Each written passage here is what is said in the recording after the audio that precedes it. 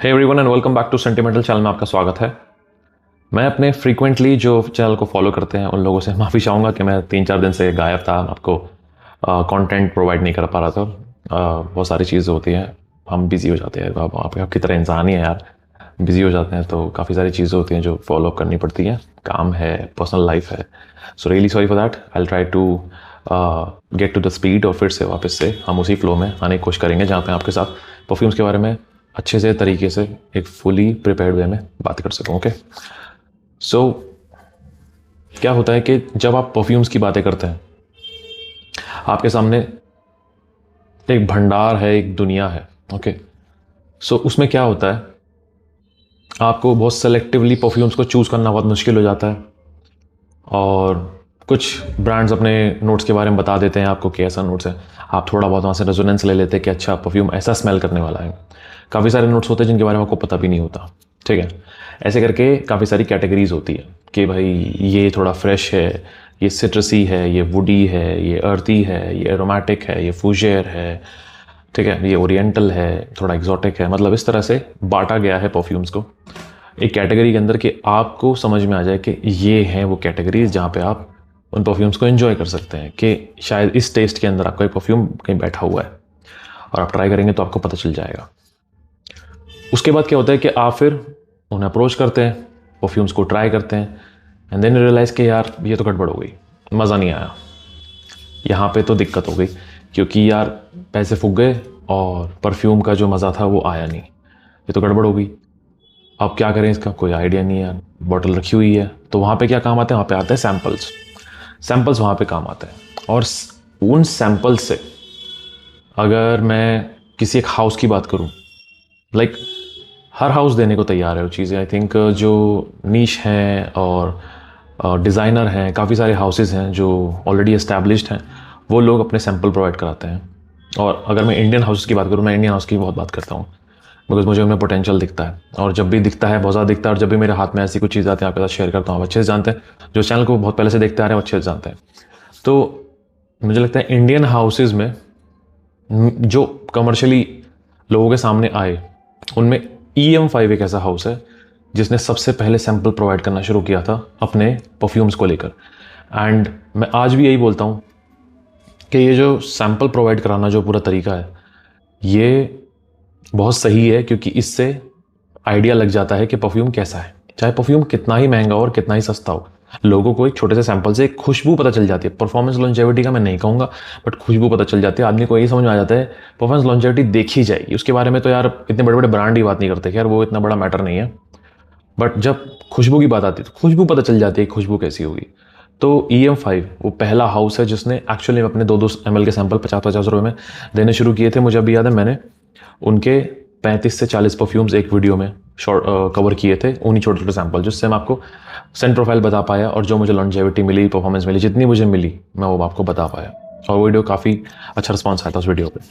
तो मुझे बस ये याद आता है कि EM5 वो हाउस है जिसने ये सब शुरू किया था और आज काफ़ी सारे ब्रांड्स हैं जो इस पूरी पाइपलाइन को फॉलो कर रहे हैं। मैनवर्क्स भी फॉलो कर रहा है एंड उसका काफ़ी अच्छा उन्हें फ़ायदा भी हुआ है कि लोगों को पता चल जाता है कि परफ्यूम कैसा स्मेल करने वाला है और लोग जज करवाते हैं। उनको हमारी ज़रूरत भी नहीं पड़ती, हम जैसे रिव्यूज़ की ज़रूरत नहीं पड़ती, वो सीधा सैंपल जाकर कर लेंगे, अपनी नोज़ पे परफ्यूम को जज करेंगे और मिल जाएगा। सो ऐसे तरीके ज़्यादा अच्छे हैं, ज़्यादा वायबल हैं लोगों के लिए कुछ चीज़ को समझने के लिए। उसके बाद आती है EM5 की एक ऐसी सीरीज़ जो कि काफ़ी कंट्रोवर्शियल रही है, बहुत ज़्यादा हवा में रही है, क्योंकि यूजुअली आप इंडिया में ऐसा होते हुए देखते नहीं हैं कि एक हाउस जो कि इंस्पिरेशंस बनाता है एकदम से अपनी पूरी डायरेक्शन को चेंज कर ले और एकदम से पूरा टर्न टेबल पे आ जाए कि भाई क्या कर रहे थे और क्या बन गए। और उसी को लेकर आज एक परफ्यूम में बात करने वाला हूँ। ये है इनकी लेटेस्ट रिलीज उसी पूरे लाइन के अंदर से। This is EM5 Shri Bhairav. Okay, ये इनका नया बॉक्स है, आपको दिखाना चाहता हूँ क्योंकि ये इस परफ्यूम के अच्छे खासे पैसे लेते हैं तो प्रेजेंटेशन ज़रूरी है।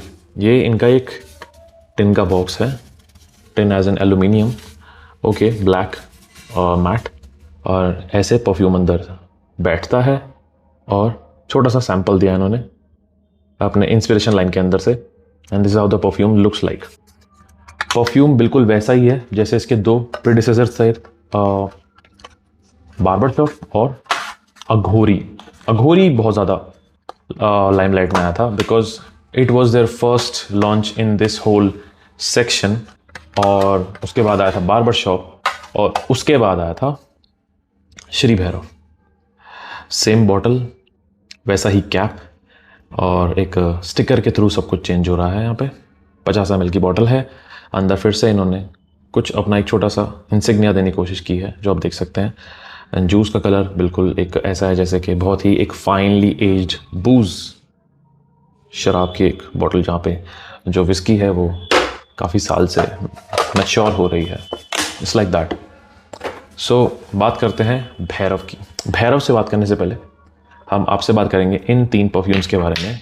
ये तीनों के तीनों इनकी उस एक बहुत ही डिफरेंट डायरेक्शन का, ये तीनों के तीनों एक टाइप का प्रूफ है कि वो कैसे एकदम से अपनी पूरी डायरेक्शन चेंज करके चले गए। This is Aghori, this is barber shop and this is there latest release Shri Bhairav. अब ऐसा लगता है कि EM5 एक टोटली दूसरी डायरेक्शन में जा चुका है, जाने की तैयारी हो रही है या साथ साथ चलना चाहता है।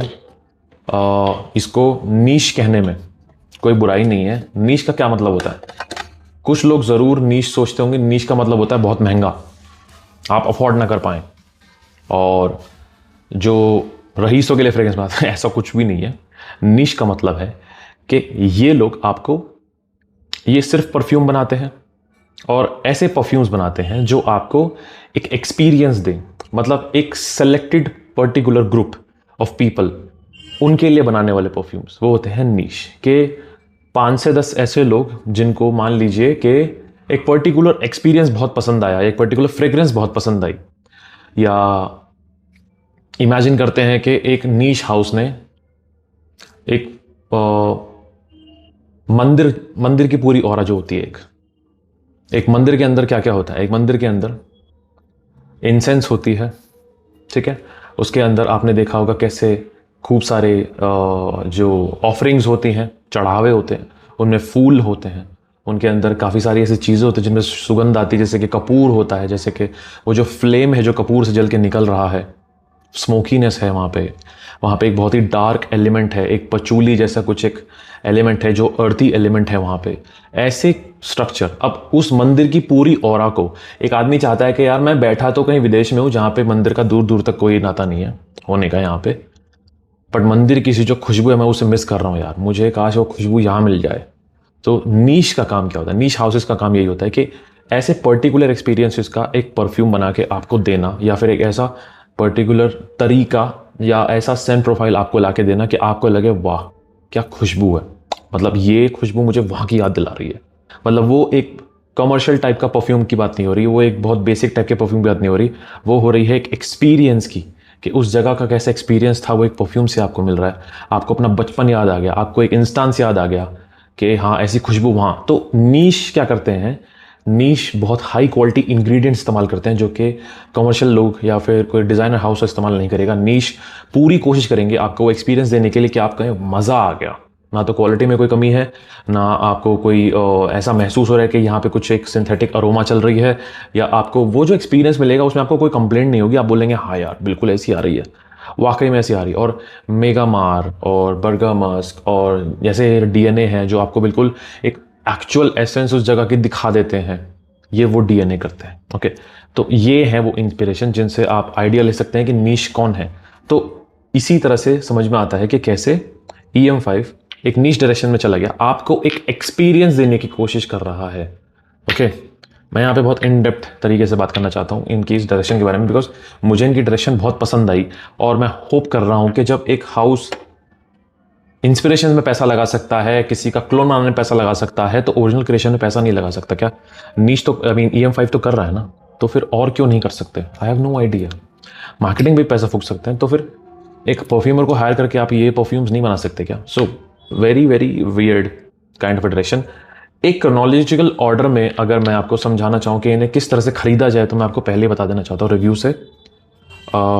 मैं टाइम स्टैम्प में बाय द वे बता दूंगा कि जो लोग परेशान हो रहे हैं ना कि कब रिव्यू शुरू होगा, ये सब चीज़ें बात करना ज़रूरी है, बिकॉज यहाँ पे एक हाउस का पूरा डायरेक्शन समझ में आएगा और आप आगे भी सिमुलेट कर सकते हैं कि क्या होने वाला है इस हाउस के साथ आगे, ये कहाँ जाने वाले हैं, तो आपको पता चल जाएगा कि ये जो डायरेक्शन है ये कितनी जस्टिफाइड है। ओके, तो क्रोनोलॉजिकली अगर आपको कुछ देखना है, जैसे एवेंजर्स की मूवी होती है ना कि क्रोनोलॉजिकली उन्हें देखना हो कि कैसे सब शुरू हुआ, तो आप इन्हें इस तरह से खरीद सकते हैं कि आप सबसे पहले अगर कुछ ट्राई कर सकते हैं तो वो है भैरव। ये एक एंट्री लेवल फ्रेग्रेंस बन सकता है इस लाइन का, एंट्री लेवल, ठीक है। उसके बाद आता है बार्बर शॉप।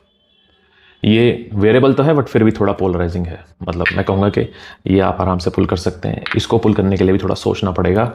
और सबसे एंड में आता है अघोरी। ये है एडवांस लेवल जो रहने वाला है, एडवांस लेवल का जो परफ्यूम रहने वाला है, कि इसको पहनने के लिए बहुत मेहनत चाहिए, मतलब बहुत ट्रेंड ऑल फैक्ट्री चाहिए आपको कि आपने सब ट्राई कर लिया तो अब अघोरी पे आ गए। तो ऐसे अगर ये चलते तो ज़्यादा अच्छा रहता। इन लोगों ने अघोरी पहले रिलीज कर दिया जो कि ऑडियंस के लिए बहुत एडवांस था, it was really really advance, मतलब अपने वक्त से पहले की चीज़ ये वो थी, ठीक है। सबसे पहले इन्हें डालना चाहिए था लाइन के अंदर भैरव को, श्री भैरव को, ओके।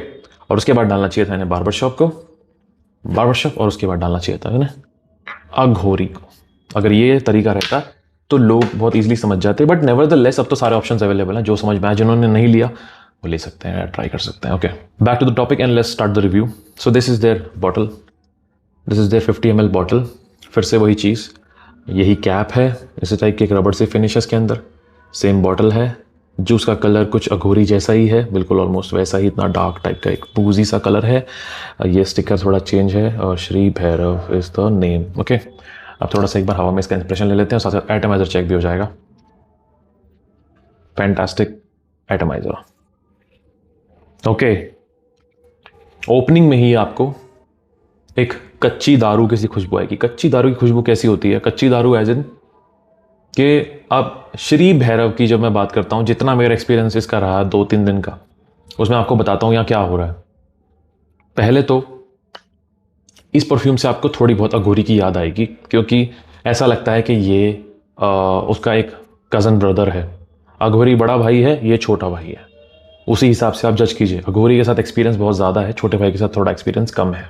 ओके, तो ये इतना परेशान नहीं करेगा आपको, ये आपको बहुत जल्दी गले लगा लेगा कि आजा मेरे भाई, बट अघोरी बोलेगा थोड़ी देर रुक, थोड़ी दोस्ती होने दो उसके बाद। ओके, सो ये है थोड़ा यहाँ पे हाल, आपको ये याद दिलाएगा, ज़रूर दिलाएगा, बट यहाँ पे देर आर चेंजेस। यहाँ मुझे ऐसा लगता है कि जो अगर आप इमेजिन कीजिए कि भैरव बाबा का मंदिर अगर आपने देखा है तो वहाँ पे जो ऑफरिंग्स होती है उसमें सबसे पहली ऑफरिंग होती है शराब, मदिरा। ओके, तो जब भैरव के मंदिर की आप बात करते हैं तो वहाँ पे वही डार्क, इंटेंस, अर्दी ऐसी वाइब होती है, और उनको सबसे पहला जो प्रसाद में अगर कुछ चढ़ता है तो वो है दारू। और यहाँ पे जो दारू है वो ऐसी दारू नहीं है कि बहुत ही fine single malt, double malt, बहुत ही एज्ड एक वो बूज, एक विस्की, जैसे कि 10-10 साल 5-5 साल पुरानी विस्की, ऐसी जो एज होके बड़ी स्मूथ हो जाती है, बड़ी खुशबू नहीं। यहाँ जो कच्ची दारू, अद्धे पौए जो आते हैं ना लोग पीते हैं, 50-50 150-150 रुपये की छोटी छोटी बॉटल आती हैं, और वही टाइप की बॉटल, उसी टाइप की बॉटल, उनका कोई ब्रांड नहीं होता, वो बस खाली आपको एज एन ऑफरिंग मंदिर के बाहर मिल जाती है। हमारे दिल्ली में भैरव बाबा का मंदिर है, आप वहाँ जाएंगे तो आपको बाहर छोटी छोटी शीशी मिल जाएंगी, उनको खोल के आपको बस चढ़ा देना है। This is just a ritual that people follow in faith. Okay, so वो जो वहाँ पे चढ़ावा है, तो वो जो दारू है वो एग्जैक्टली वही एक बहुत ही चीप लेवल की दारू होती है वो, ठीक है। अब यहाँ पे जो अटेंशन टू डिटेल है मैं उसकी बात कर रहा हूँ कि वो दारू वो चाहते तो एक स्मूथ सा जैसे एंजल शेक के अंदर जैसे वो स्मूथ सा कॉन्याक है, उसकी जगह यहाँ पे जो एक बहुत ही चीप क्वालिटी की दारू का जो नोट यहाँ क्रिएट किया गया है वो बड़ा अच्छा है। स्टार्टिंग में ही आपको बड़े अच्छे से मिलता है वो। So it is one thing that actually कैप्टिवेट्स the person. अगर वो एक नीश परफ्यूम की तरह इसको देखे और बोले कि हाँ मुझे उस मंदिर का एहसास चाहिए, तो वो यहाँ आपको मिलता है। यहाँ पे एक बहुत अच्छा इंसेंस का नोट है जो कि इसे आगे तक लेके जाता है, like it's almost like some olibanum और frankincense, maybe there is a frankincense kind of note जो कि थोड़ा हल्का स्वीट भी है और एक इंसेंसी एसेंस सब साथ लेके चलता है। उसके बाद धीरे धीरे ये ड्राई डाउन की तरफ जैसे ही बढ़ना शुरू हो जाता है, आपको यहाँ पे कुछ एक एनिमैलिक नेचर मिलता है, बट वो एनिमैलिक नेचर ऐसा नहीं है कि आप उसे पहन ना सकें। एक एनिमैलिकनेस है अघोरी के अंदर जो कि बहुत ज़्यादा हार्श हो जाती है, वो कस्तूरी भी नहीं लगती, वो बहुत हार्श हो जाती है। इट्स लाइक यार बहुत पोलराइजिंग है, चला जा दूर, क्योंकि ये तेरे लिए है, मेरे लिए नहीं है।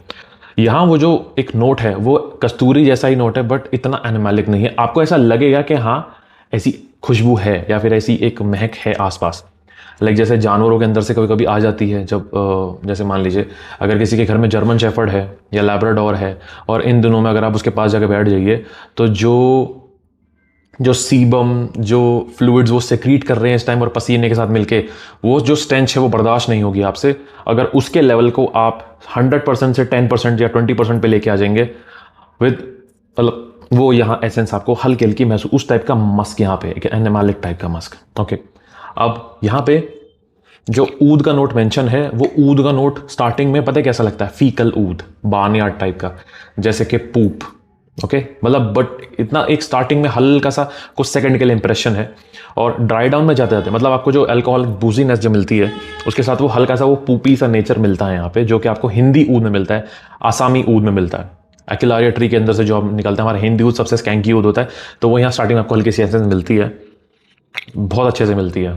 लाइक मैं यहाँ पे इसके कैप पे भी वो अच्छे से महसूस, लिटरली वो पॉटी वाला जो ऊद होता है ना, वो यहाँ हल्का हल्का महसूस हो रहा है। तो वहाँ पे थोड़ा सा, तो don't take it in a negative way, इसको निकलने दीजिए बॉटल से बाहर।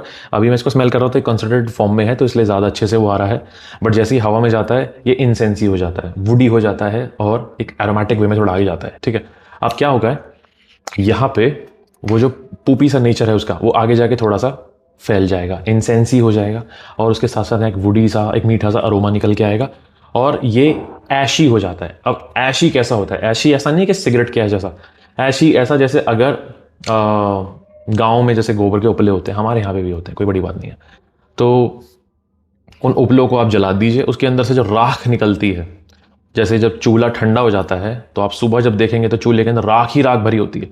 अगर आपने वहाँ उसके पास जाकर देखा तो आपको एक ऑलमोस्ट एक सल्फर जैसी, एक बहुत हल्का सा सल्फर का लेवल होगा वहाँ पे, और एक ऐशी सी खुशबू आती है, वो यहाँ पे आपको ड्राई डाउन में महसूस होगी, with notes of that incense and that woody aroma with पचूली। ये है इस पूरे के पूरे परफ्यूम का इंस्क्रिप्शन के इसमें क्या क्या हुआ है। अब ये परफ्यूम अब मैं कंपेयर करूं अगर कि हाँ चलो भाई अघोरी है और बार्बर शॉप है, तो वहाँ पे तो ये बहुत वेरिएबल है, वहाँ पे तो ये बहुत नीचे आ जाता है और अच्छा लगता है। बट अगर आप स्टैंड अलोन तरीके से भी देखें तो फिर से ये आपको ऑफेंसिव लगेगा। लाइक मान लीजिए कि EM5 ने सिर्फ इसको रिलीज़ किया होता तो ये आपको ऑफेंसिव लगता कि हाँ यार ये शायद मैं ना पहन पाऊँ। तो जो लोग अमवाज के फ़ैन हैं, जो अमवाज के फ्रेग्रेंसेस पहनना पसंद करते हैं, जैसे कि इंटरलूड हो गया, या फ्रेडरिक माल का नाइट हो गया, या फिर आई थिंक काफ़ी सारे हैं, कुछ ऐसे एम्बरी फ्रेग्रेंस भी है जहाँ पे एम्बर की भी ऐसी लेयर होती है कि आपको परेशान कर देती है। तो ऐसे फ्रेग्रेंसेस से अगर आपका नाता है, आपको पसंद आते हैं, तो please do try it, you will love it. Again मैं आपको यही कहूँगा कि अगर आपने अघोरी ट्राई किया तो ये छोटा भाई है, ये आप ज़्यादा अच्छे से वेयर कर सकते हैं, मानसून में बहुत अच्छा लगेगा आपको ये। इसके अंदर कैरेक्टरिस्टिक्स हैं। अब नीश हाउस की जो मैं बात कर रहा हूँ कि EM5 कैसे एक नीश हाउस की तरफ बढ़ रहा है, बढ़ चुका है अपनी सेगमेंट के अंदर, वो यही है कि यहाँ पे जो सेंट प्रोफाइल है उसके अंदर जो पूरा कैरेक्टर है वो बहुत ही रिफाइंड है। आपको एक एक चीज़ पकड़ में आती है, सबसे अच्छी बात क्वालिटी वहीं पता चल जाती है जब आपको नोट्स पकड़ में आ जाए। तो वो यहाँ पे है प्रोजेक्शन लॉन्जेविटी धुआंधार है, 2 घंटे से ज़्यादा का प्रोजेक्शन है, 12 घंटे से ज़्यादा की इसकी लॉन्जेविटी है। कपड़ों पे तो 24 घंटे है, अगर स्किन पे करेंगे तब 12 घंटे तक ये चलेगा आराम से, आपको पता चलता रहेगा। और स्किन पे काफ़ी अच्छे से निकल के आते हैं सारी इसकी बॉडी एसेंस, हल्का सैंडलवुड का भी नोट मुझे यहाँ महसूस होता है। तो फिर से मैं कहूँगा पोलराइजिंग ये भी है, बट अगर आपने अघोरी ट्राई किया तो आपको एक कम लगेगा, आपको लगेगा this is a variable version of that. Okay, अभी हो गई परफ्यूम की बात। अब आई hope the owner is watching, because अभी भैरव के, श्री भैरव के ज़्यादा रिव्यूज़ अवेलेबल नहीं है, तो श्री भैरव के ज़्यादा रिव्यूज़ अभी अवेलेबल नहीं है, तो उस लिहाज से अगर मैं आपको कहूँ तो मुझे लगता है ओनर ज़रूर देख रहे होंगे इस वीडियो को, क्योंकि वो देखते हैं कि इनिशियली कौन कौन वीडियो बना रहा है, किस किसने प्रोडक्ट ट्राई किया है। तो if you are watching, I am talking about the owner, if you are watching please do take notes of a lot of things that I have to say on behalf of the audience to EM5। पहला, आपके जितने भी samples हैं या आपके जितने भी perfumes जो आपके इंस्पिरेशंस में लाइन में हैं, आई थिंक वो पूरा का पूरा जो रोस्टर है उसके अंदर 250 से 300 परफ्यूम होंगे, राइट। तो जो इंस्पिरेशन वाला सेक्शन है उसमें प्लीज़ आप अपने लॉन्जेविटी पे काम कीजिए, बिकॉज अभी फिलहाल अगर मुझे लगता है उसका कहीं डाउनफॉल आया होगा या लोगों ने उसके बारे में बात करना बंद कर दिया होगा, वो इसलिए बिकॉज कहीं ना कहीं मुझे लगता है लॉन्जेविटी का बहुत बड़ा खेल है। लोगों को उन परफ्यूम्स के अंदर लॉन्जेविटी बिल्कुल नहीं मिल रही है, बहुत कम मिल रही है। आई रिस्पेक्ट द फैक्ट कि कुछ ओरिजिनल्स की परफॉर्मेंस नहीं है ज़्यादा, या फिर कुछ ऐसे वॉलेटाइल कंपाउंड होते हैं जिनकी परफॉर्मेंस ज़्यादा नहीं है, but you have to understand that you are offering all these things to Indian people, तो वहाँ पे उन लोगों को आपको परफॉर्मेंस देनी पड़ेगी। कोशिश कीजिए कि आप उसी स्पेक्ट्रम में, एक सेफ स्पेक्ट्रम में रख के, because you know your science well, way more than me. तो उसी स्पेक्ट्रम के अंदर रखिए अगर आप उसकी परफॉर्मेंस में थोड़ा बूस्ट रख सकें, बिकॉज काफ़ी सारे हाउसेस कर रहे हैं तो मुझे लगता है आप भी कर सकते हैं। आप उनके अंदर थोड़ा लॉन्जेविटी लेके आइए, बिकॉज परफ्यूम्स अच्छे हैं, क्वालिटी अच्छी है, बट लॉन्जेविटी नहीं है, इसीलिए आज आज फिलहाल मेरा उनको रिव्यू करने का मूड नहीं करता। ओके, दूसरी चीज़, ये जो लाइन है प्लीज़ इसके सैम्पल्स प्रोवाइड कीजिए, because these are very very personal taste, और आदमी 2-2.5 हज़ार रुपये फूक के यहाँ तक पहुँचे वो चीज़ ठीक नहीं है, क्योंकि उनके लिए ब्लाइंड बाय हो जाता है और उनको पसंद ना आए। जो एक्वायर्ड टेस्ट भी रखते हैं उनको भी पसंद नहीं आएगा। You have to understand that very simple fact. जब क्रीड ने दिए हुए हैं अपने सैम्पल्स, जब अमवाज ने दिए हुए हैं, हर बड़े बड़े हाउसेज ने अपने सैम्पल्स दिए हुए हैं, तो आप भी दे सकते हैं सैम्पल्स। आप चाहे तो थोड़ा सा महंगा कर दीजिए। आप जो 50 रुपये में आप अपना सैंपल देते हैं, आप एक काम कीजिए, आप 100 रुपये में दे दीजिए, 200 रुपये में दे दीजिए, बट प्लीज़ इनके सैंपल्स प्रोवाइड कराइए, 2 ml का 3 ml, जिससे कि लोगों को पता चले कि हम क्या बाय करने वाले हैं। It's a necessity. इससे आपकी ग्रोथ में कोई कमी नहीं आएगी, ग्रोथ इससे बढ़ेगी ही आपकी इन परफ्यूम्स की, क्योंकि जिन लोगों को ये चाहिए, अगर उनको वो सैंपल पसंद आ गया तो वो ज़रूर लेंगे, क्यों नहीं लेंगे, नुकसान कुछ नहीं है। सो प्लीज़ इनके भी आप सैंपल प्रोवाइड कीजिए, चाहे तो उनसे थोड़े महंगे कीजिए, फ़र्क नहीं पड़ता। क्रीड के 2-2 ml के भी 500-600 रुपये के आते हैं, कोई बड़ी बात नहीं, लोग खरीदते हैं, ट्राई करते हैं, उससे उनके 27,000 रुपये बच जाते हैं। आप भी कोशिश कीजिए तो it will be a good thing. तो बॉटल प्रेजेंटेशन और जो भी आप जिस तरह से भी परफ्यूम्स को देना चाहते हैं, that's another thing, but people want कि ये जो तीनों परफ्यूम्स हैं आपके, इन तीनों के सैंपल्स हों तो ज़्यादा अच्छा रहेगा। प्लीज़, मैं ऑडियंस की तरफ से इस EM5 के ब्रांड से बात कर रहा हूँ या ओनर से बात कर रहा हूँ। अगर आप ये वीडियो देख रहे हैं या फिर जो भी उन्हें रिप्रेजेंट करते हैं वो देख रहे हैं, please do take notes for this. Perfumes आपके अच्छे हैं, बट प्लीज़ इन चीज़ों पे काम करेंगे तो लोगों को और ज़्यादा एक अच्छा एक्सपीरियंस मिलेगा आपके परफ्यूम्स को लेके। Okay, so this is what EM5 has done so far with this series. I personally love it. Why? Because I have appreciated this whole new direction of EM5 from since they have launched Aghori. और उसके बाद से मैं हमेशा नए अपने फ्लैंकर्स के लिए, मुझे बहुत पसंद आया जो इनका श्री भैरव है, मुझे काफ़ी पसंद आया, बिकॉज यहाँ पे वो एक्सपीरियंस आपको एक्चुअली में देखने को मिलता है जो ये नाम से कहीं ना कहीं डिपेक्ट कर रहा है। ओके, तो हो सकता है कि मैं जैसे भैरव बाबा के मंदिर की तरफ रेजोनेंस को लेके गया, मैं ज़्यादा रिलेट कर पाया, कोई कहीं और लेके जाए ज़्यादा रिलेट कर पाए, तो हर रिव्यूअर का अपना एक पर्सपेक्टिव है, मैंने अपना शेयर किया। तो अगर आपको कहीं और से कोई और पर्सपेक्टिव देखने को मिले तो understand that this is how they think about it. Okay, but खुशबू ऐसी ही है, खुशबू के अंदर कोई चेंज नहीं है, बिल्कुल जैसे मैं आपको बता रहा हूँ वैसी ही खुशबू है। अगर आपको ट्राई करना आप कीजिए, नहीं करना मत कीजिए, that's totally your call. Okay, so I hope the brand take these notes, please take this note, because मुझे लगता है कि इससे आप ही का फ़ायदा होगा और लोगों का भी फ़ायदा होगा, क्योंकि लोग फिर ब्लाइंड बाय में नहीं फंसेंगे और वो चीज़ें ज़रूर खरीदेंगे जो वो चाहते हैं कि हाँ इसका सैंपल अच्छा लगा, आप तो खरीद सकते हैं। सो उनका बाइंग एक्सपीरियंस काफ़ी अच्छा होता है इस चीज़ से। और साथ के साथ इसके लिए जो इन्होंने सीरीज़ बनाई है, आई एम होपिंग और भी ऐसी सीरीज़ के अंदर और भी ऐसे एडिशंस हो जो कि ऐसे ही हों, ठीक है। बिकॉज मुझे लग रहा है कि EM5 की जो डायरेक्शन है वो काफ़ी हद तक इंस्पायर्ड है हाउसेज लाइक नासो मातो या फिर तस्कोवात या फिर ऑर्थो पारिसी, क्योंकि वो भी ऐसे ही चैलेंजिंग स्टफ बनाते हैं, ऐसा ही एक डार्क लेवल का, एक बहुत ही चैलेंजिंग लेवल का, बहुत ही एक लेयर्ड एक्सपीरियंस लेके चलते हैं कि बहुत ही स्पेसिफिक लोगों के लिए। वो EM5 चाहते ही नहीं है कि सबको पसंद आए, वो बेसिकली टारगेट करते हैं उन लोगों को जिनका टेस्ट थोड़ा सा आर्टिस्टिक है, थोड़ा वियर्ड है, थोड़ा उस डायरेक्शन में कि जैसे सब नहीं सोच पाते, कुछ वैसा। And this is I think is a true definition of niche, कि सबको नहीं, हमको उन लोगों को टारगेट करना है जो एक्चुअली में ऐसा एक आर्टिस्टिक टेस्ट रखते हैं। So this is the one, these are the creations that they have tried to think out. Okay, so I hope you like this review. I'll see you in the next video. This is Andimal signing off.